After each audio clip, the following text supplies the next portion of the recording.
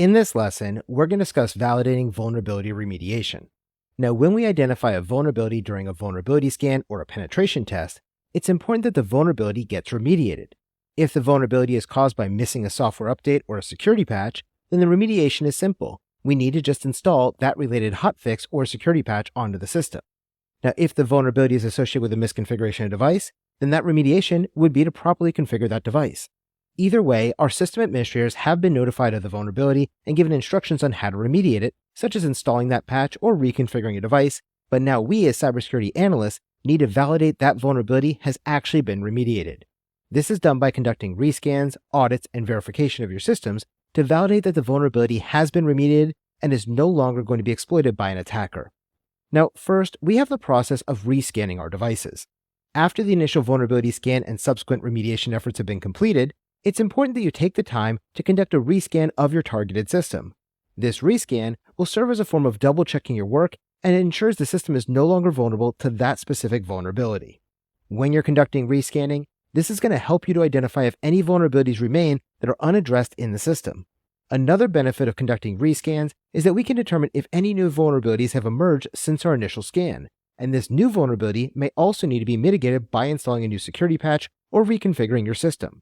But probably one of the most important reasons for rescanning your system after you've applied a new security patch is to validate that the patch actually did solve the vulnerability that you initially identified during your scans. Now, over my career, I have had several cases where a Microsoft patch has been released and that hotfix or security patch was actually released for one vulnerability, but when we installed it inside of our testing environment, we found out that it actually did not fix that vulnerability. Other times, we found that when we installed a patch, it fixed the identified vulnerability, but then it introduced 2 or 3 new vulnerabilities into our system as well. So rescanning can also ensure that the patch was properly installed and that it's effectively mitigating the original vulnerability as well as not introducing any new vulnerabilities into your systems.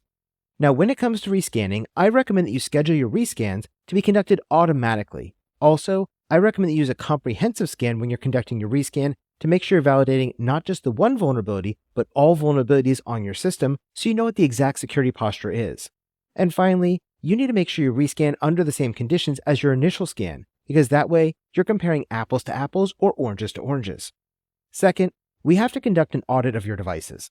Now, auditing refers to the process of systematically reviewing logs, configurations, and patches to ensure that they're aligned with the established security standards and policies that you have in your organization. These audits can be conducted to validate your configuration or your patch status, and configuration auditing is going to involve checking the system's setup to ensure that there are no misconfigurations or deviations from the security baseline. Additionally, we can conduct patch auditing, which ensures that all of our patches were properly applied and that they were implemented to solve all of our known vulnerabilities. When it comes to auditing, it's going to be important to maintain the proper documentation and detailed records of the identified vulnerabilities, the applied patches, and the system changes to prove that you've actually mitigated these vulnerabilities and their associated threats. You can also leverage automated auditing tools to conduct the auditing process, such as a configuration management solution, which can drastically speed up the auditing process for you. Your audits should also include compliance checks that are being used to ensure your system is in compliance with any applicable industry regulations or standards, including things like GDPR, HIPAA, GLBA, or SOX. Third, we have to conduct a verification of our devices.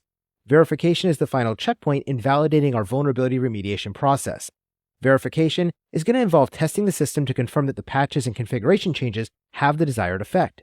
These verifications can be performed by conducting a penetration test, conducting user verification, or using feedback loops. A targeted penetration test can be used during the verification process to simulate an attack vector to verify that the vulnerabilities have been properly addressed and remediated and that they're no longer able to be exploited using that specific attack vector. Additionally, because your system administrators might install a security patch to solve one vulnerability, they can inadvertently disrupt normal operating functions too. And so it's important to conduct user verification to ensure that all of your applications and services are still functioning correctly after the remediations have been completed.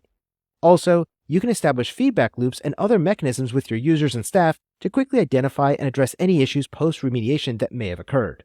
Now, when it comes to verification, you should perform holistic testing, continuous monitoring, and sometimes you may even want to engage an external auditor to help complete your verification process.